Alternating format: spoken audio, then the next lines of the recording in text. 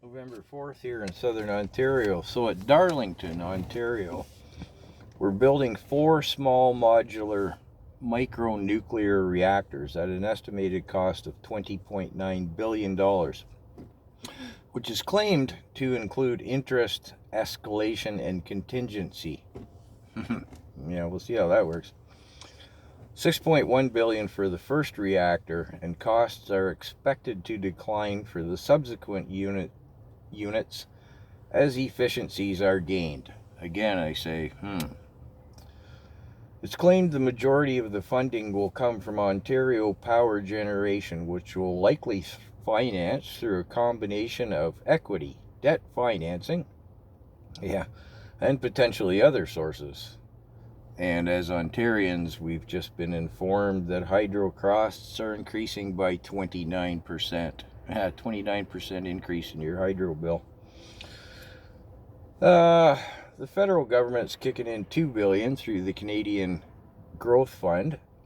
The province of Ontario is kicking in $1 billion through the Build Ontario Fund. So it would seem very likely that $17.9 billion will be debt financed. Wait till the interest on that debt financing is added to that 29% hydro increase. Yeah. The first micronuclear reactor will utilize GE Hitachi BWRX 300 technology. This technology can be considered a first of kind or demonstration project.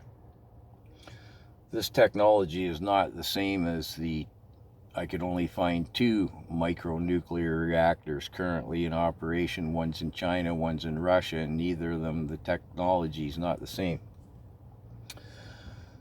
So, while we are assured there aren't any similar SMRs online, the technology is rooted in decades of nuclear experience. And there are other SMR projects in Canada that are exploring different micronuclear plant technologies. These projects are at various stages in Ontario, Saskatchewan, and New Brunswick, although I didn't go into researching them. So the bottom line, we're spending a lot of money for some experimental technology.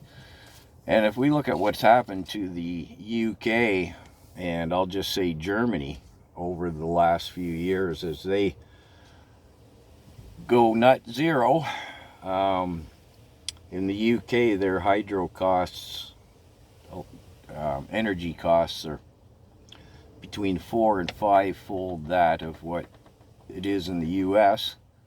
And in Germany, their manufacturing-based economy is destroyed. They're broke for the same kind of, what